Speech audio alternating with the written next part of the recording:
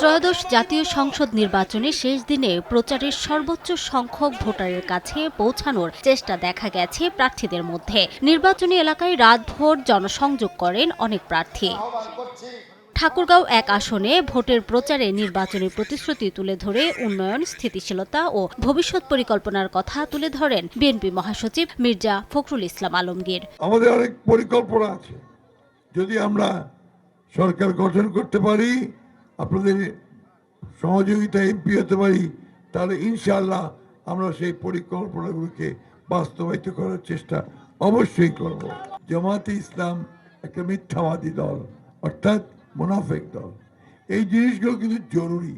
সেই সঙ্গে জামাতে ইসলাম কিন্তু এখন পর্যন্ত 1971 সালে তারা যে স্বাধীনতার বিরোধিতা করেছিল, সেই জন্য কিন্তু তারা এখন পর্যন্ত ক্ষমা প্রার্থনা করে নাই। সোমবার রাতে রামগতি বাজারে নির্বাচনী পথসভা করেন লক্ষ্মীপুর ৪ আসনের বিএনপি প্রার্থী আশরাফ উদ্দিন নিজান। এতে ধর্ম, বর্ণ নির্বিশেষে সবাইকে নিয়ে ঐক্যবদ্ধভাবে এগিয়ে যাওয়ার ডাক দেন তিনি। ইনসাফের সাথে, হালালের সাথে আমি আপনাদের পাশে থাকব। রাজশাহী ৪ আসনে প্রচার চালিয়েছেন জামাতের প্রার্থী ডাক্তার আব্দুল বারী সরদার। এতে কর্মসংস্থান সৃষ্টি, দ্রব্যমূল্য নিয়ন্ত্রণ, শিক্ষা ও স্বাস্থ্য খাতে উন্নয়নের প্রতিশ্রুতি তুলে ধরেন তিনি।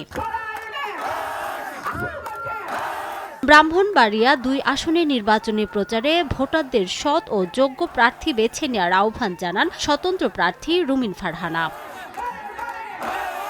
রাজধানীর শাহবাগে শেষ মুহূর্তে প্রচারণা চালান ঢাকা ৮ আসনে এনসিপি প্রার্থী নাসিরউদ্দিন পাটোয়ারি। এতে ভোটের দিন বিশৃঙ্খলার আশঙ্কা প্রকাশ করে সাংবাদিক ও আইনশৃঙ্খলা বাহিনীকে সতর্ক থাকার আহ্বান জানান তিনি।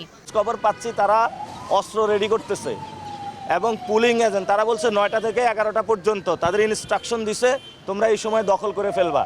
তারপরে নাসিরউদ্দিন পাটোয়ারি যখন হারার ভয় দেখবে তখন তোমরা সবাই দখল করে ও বসে যাবে। ২২ জানুয়ারি শুরু হওয়া নির্বাচনের প্রচার ১২ই ফেব্রুয়ারি ভোট গ্রহণের ৪৮ ঘণ্টা আগে শেষ হয় মঙ্গলবার সকাল ৭:৩০টায়।